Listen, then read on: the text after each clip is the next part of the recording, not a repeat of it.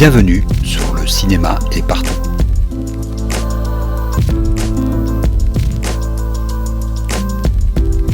Un podcast sur l'industrie du cinéma et ses évolutions.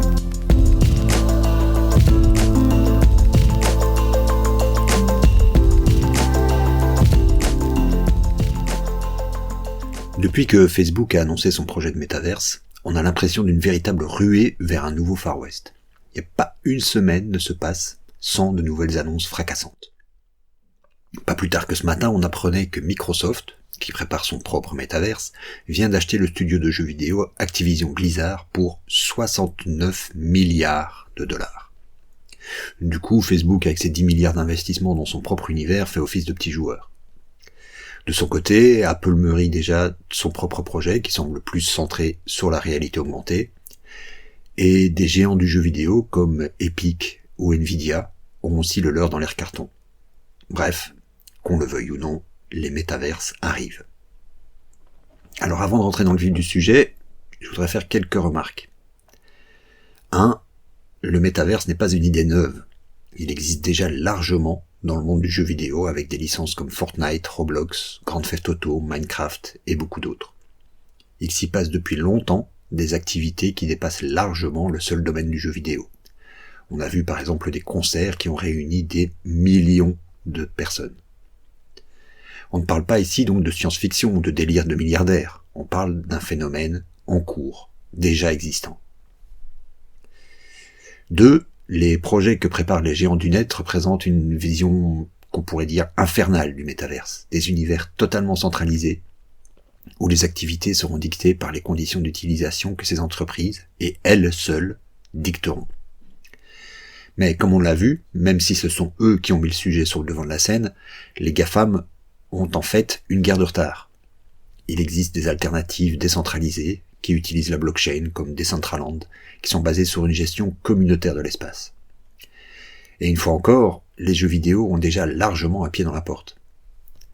On peut parier que malgré les milliards de dollars mis en jeu, ce ne seront donc pas eux qui domineront le marché, comme ils l'ont fait jusqu'à présent.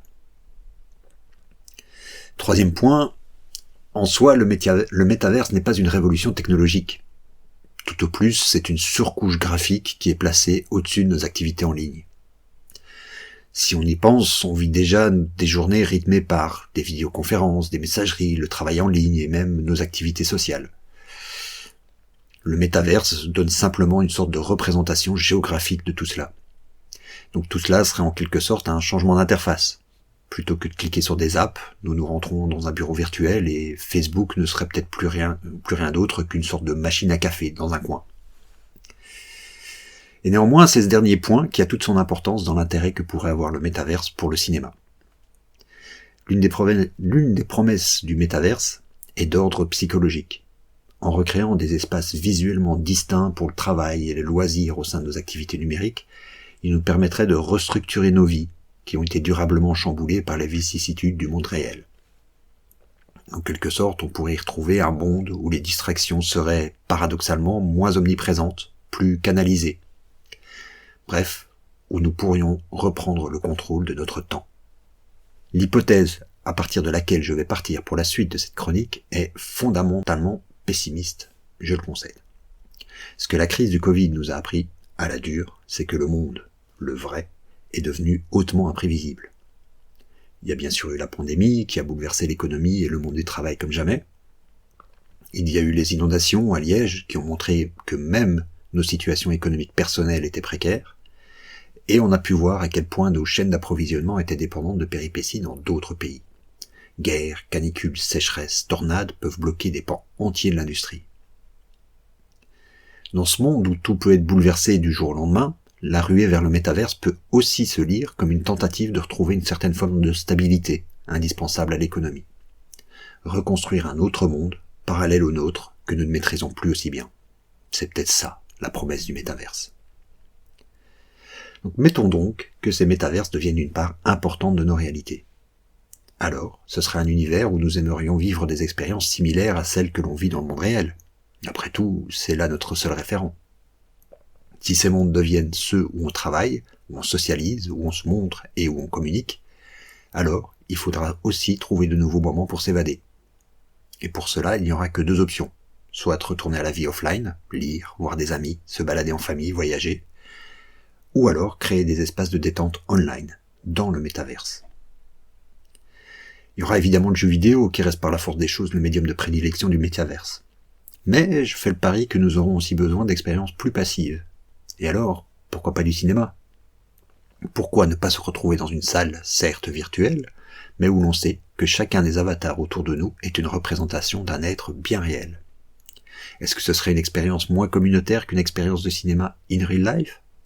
Est-ce que se rendre dans un lieu virtuel appelé cinéma, dans lequel est programmé à heure fixe un certain nombre de films, serait une expérience plus satisfaisante que les tentatives de streaming faites pendant les confinements ? Je pense que c'est une question de contexte, et que le métaverse peut être ce contexte propice. Alors qu'on comprenne bien, je crois, comme beaucoup de monde, que rien ne remplacera jamais une véritable séance de cinéma. Mais une expérience de cinéma dans le métaverse serait selon moi beaucoup plus proche de la salle que notre expérience actuelle sur Netflix, Disney+, ou Amazon Prime, où nous sommes là, seuls et démunis face à une avalanche de contenu dont on ne sait quasiment rien, faute de curation humaine et de réelle promotion. On n'en est qu'au balbutiement du métaverse, c'est sûr, mais il offre une opportunité pour une expérience qui, à mon sens, est une expérience de cinéma. Ou en tout cas s'en rapproche très fort. Une expérience certes moins pure que la salle, mais une expérience qui contourne l'un des points de friction les plus ardus à combattre aujourd'hui. Se déplacer jusqu'à une salle. Quand elles sont ouvertes. Il y aura, à n'en pas douter, une opportunité à saisir pour des exploitants et des distributeurs aventureux qui ont une vraie stratégie de marque. Avant que les géants du net, qui se battent déjà pour conquérir ces nouveaux territoires, nous referment la porte sur le nez. À la semaine prochaine.